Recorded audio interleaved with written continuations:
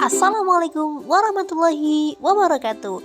Halo teman-teman, di sini di channel Zona Edukasi. Kali ini kita akan mempelajari tentang rangkuman materi IPA Kurikulum Merdeka kelas 7 bab 1 bagian 1 tentang memahami hakikat ilmu sains. Yuk kita simak penjelasannya. Yang pertama yakni pengertian ilmu sains. Apa sih ilmu sains itu? Kata sains atau sains berasal dari bahasa Latin scienti yang berarti pengetahuan collect. Secara mendasar, sains, khususnya IPA, dibangun dari hasil eksperimen dengan melakukan pengamatan, observasi untuk meneliti gejala-gejala alam atau fenomena alam yang ada.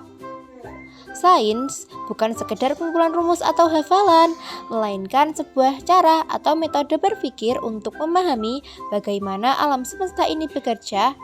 Setiap teori yang ada di dalam sains harus bisa dibuktikan secara ilmiah melalui eksperimen yang nyata, bukan sekedar tebakan. Yang kedua, yakni cabang-cabang dalam ilmu sains. Dalam ilmu sains dibagi menjadi beberapa cabang. Mari kita simak yuk, apa sih cabang-cabang ilmu sains itu? Cabang ilmu sains yang pertama yakni kimia. Materi kimia ini mempelajari tentang struktur materi, sifat materi, perubahan materi, serta energi yang menyertai perubahan tersebut. Kimia sering disebut sebagai the central of science, pusat pengetahuan, karena membantu memahami cabang ilmu lainnya seperti fisika, geologi, biologi, astronomi, dan kedokteran. Jangan lupa teman-teman hafalkan ya pengertiannya. Yang kedua yakni fisika. Cabang fisika ini mempelajari tentang sifat dan fenomena alam serta seluruh interaksi yang terjadi di dalamnya. Fisika sangat menekankan penggunaan proses mulai dari pengamatan, pengukuran, analisis, dan penarikan kesimpulan. Contoh objek kajiannya yakni perpindahan, usaha, gerak benda, elektronika, gelombang, getaran, bunyi, dan alat aktif. Bidang yang ketiga yakni bidang biologi.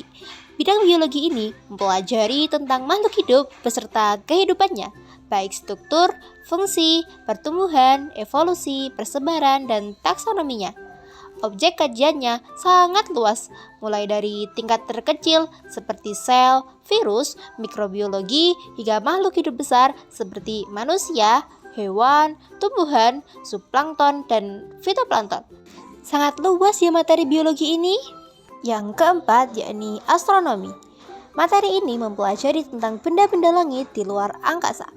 Objek bahasanya meliputi planet, bintang, komet, matahari, bulan, asteroid, dan gejala alam semesta seperti gerhana, baik gerhana bulan ataupun gerhana matahari.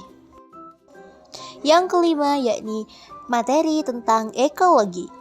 Materi ekologi ini mempelajari tentang hubungan timbal balik antara makhluk hidup dengan lingkungannya. Ilmu ini bersifat eksploratif dengan melakukan pengamatan terhadap apa yang ada di dalam tanpa melakukan banyak percobaan laboratorium. Contoh objek kajiannya seperti interaksi makhluk hidup satu dengan makhluk hidup lainnya, populasi, kerusakan alam, perubahan iklim, dan kepunahan satwa. Yang terakhir yakni bidang geologi. Bidang ini mempelajari tentang bumi, struktur bumi, komposisinya, serta proses-proses yang membentuk bumi sejak lahir hingga sekarang.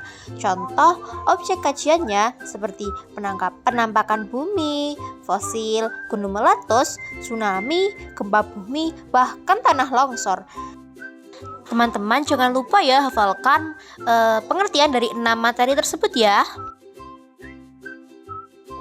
Selanjutnya adalah karakteristik sains. Banyak loh karakteristik sains ini, yuk kita bahas yuk satu persatu biar teman-teman paham ya. Sains atau IPA memiliki karakteristik unik yang membedakannya dari disiplin ilmu lain, yaitu yang pertama nih, objek kajian berupa gejala dan fenomena alam. Gejala sesuatu yang dipelajari berkaitan dengan tanda-tanda alam yang nyata, dapat diamati dengan indera dan dikaji lebih lanjut menggunakan metode ilmiah. Yang kedua, yakni bersifat holistik. Sains harus dipahami dan dipelajari secara menyeluruh sebagai suatu kesatuan disiplin ilmu. Yang ketiga, bersifat terpadu. Sains tidak lagi dipelajari secara terpisah-pisah, bukan hanya fisika saja atau kimia saja, tetapi harus secara terpadu karena cabangnya saling berkaitan. Selanjutnya yang keempat yakni bersifat kontekstual. Sains dapat diterapkan dan dipraktikkan secara nyata oleh siapa saja dalam kehidupan sehari-hari, sehingga ilmunya tidak sekadar teori yang abstrak. Yang kelima yakni bersifat bermakna. Pembelajaran sains dialami langsung oleh siswa, sehingga proses belajarnya menjadi lebih bernilai dan membekas dalam ingatan. Bukan hanya sekali saja tetapi selalu teringat. Terakhir, yakni berorientasi pada proses, produk, dan sikap. Pembelajaran sains mengutamakan proses ilmiah, cara mengamati dan meneliti, yang nantinya menghasilkan produk, yakni teori atau hukum, serta membentuk sikap ilmiah, yakni jujur, teliti, kritis, dan objektif dalam diri siswanya atau dalam diri pembelajarnya. Jangan lupa teman-teman baca dan pelajari ya. Sekian rangkuman materi Ilmu Pengetahuan Alam kelas 7 bab 1 bagian 1. Semoga bermanfaat. Jangan lupa like dan subscribe ya. Wassalamualaikum warahmatullahi wabarakatuh.